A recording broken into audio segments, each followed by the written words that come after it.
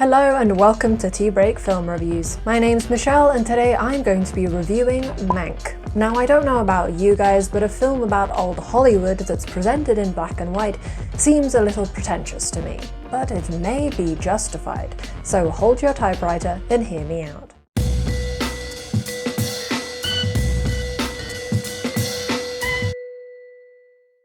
Before we start, please consider subscribing to help support this channel so we can keep making videos like this. Mank tells the story of Hollywood screenwriter Herman J. Mankiewicz as he writes the iconic 1941 film Citizen Kane. As Mankiewicz writes, he remembers the people in his life that inspired the characters in his screenplay. Let's start by addressing the color, or lack thereof. The last 40 years of cinema has been full of technological innovation, including those increasing multiples of resolution sizes that films are being shot in.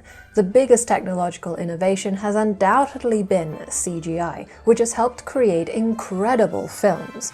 Essentially, we live in a world of endless cinematic possibilities. Yet there are modern filmmakers that choose to take us back into film history to before the late 1930s when color began being widely used. These black and white films occasionally trickle down into mainstream media, likely because they've made an impact on the festival circuit or because they have big names attached to them. Films such as Schindler's List, La Haine, Roma, The White Ribbon, Frances Ha, The Artist, and more recently The Lighthouse, Malcolm and Marie, and, of course, Mank.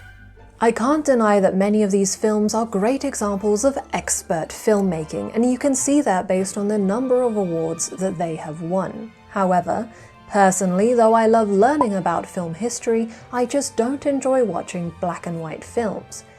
Does this invalidate my opinions as a film critic? Well, I'm sure many people would say yes. However, I would argue that I can appreciate and analyze the craftsmanship that goes behind a film without enjoying it on a personal level.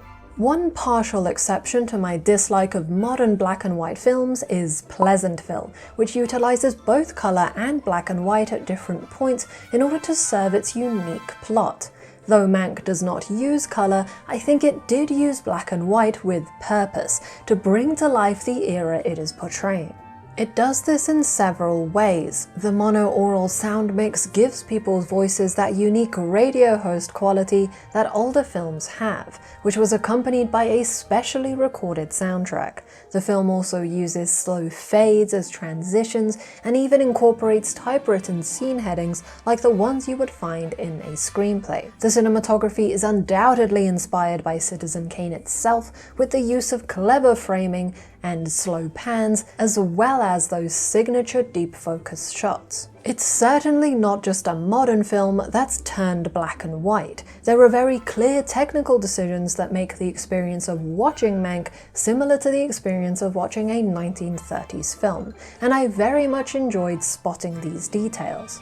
Mank also cleverly utilizes VFX, which for the most part was surprisingly undetectable, bar the menagerie of animals at the Hearst Castle. I have put a link in the description of a VFX breakdown I found for those of you who are interested. Basically, what I loved most about this film was the thing I thought I would hate, but it makes sense for an ode to Hollywood to be in black and white, especially when it's this well crafted.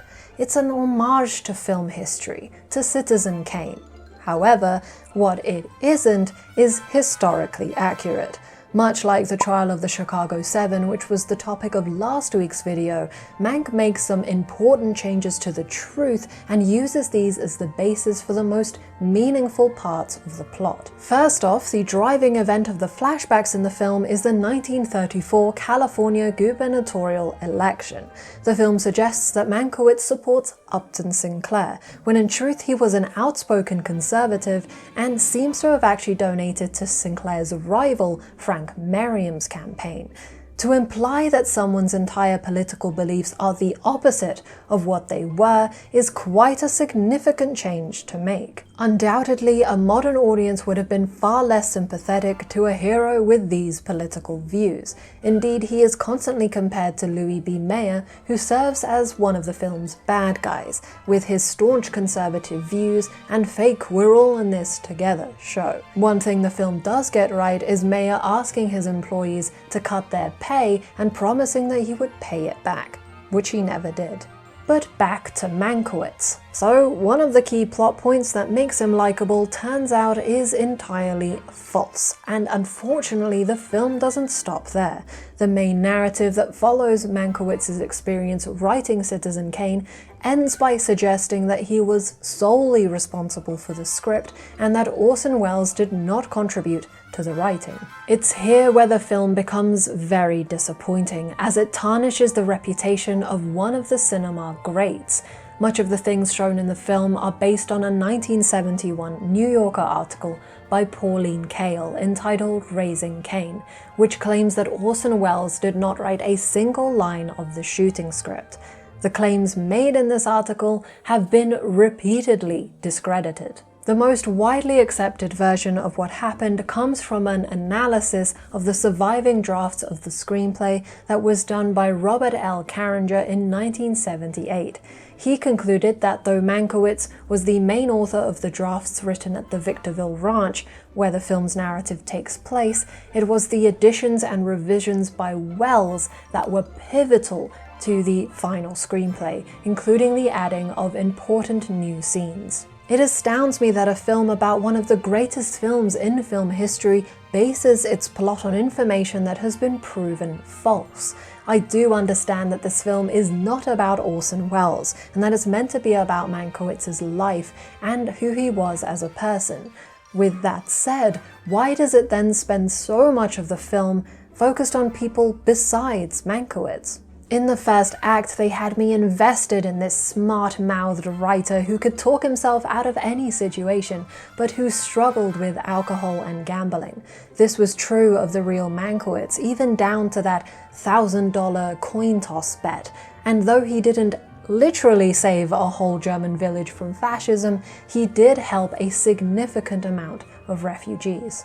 These are the parts of Mank that shone the brightest for me. This is the man I wanted to learn more about, but instead the film diluted his story with unnecessary and untruthful politics, both of the state and of the film industry. In essence, Mank is a creative film that is stuck between being a beautiful homage to 1930s Hollywood, shown through the eyes of a troubled writer, and an inaccurate depiction of said writer and his work, framed by spectacles tinted with modern expectations.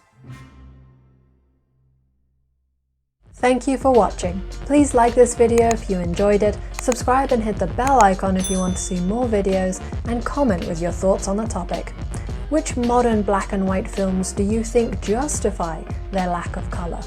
For more film content, feel free to follow us on Twitter, Letterboxd, and Facebook. Links in the description. Otherwise, this has been Tea Break Film Reviews. My name's Michelle, and I hope you have a great day.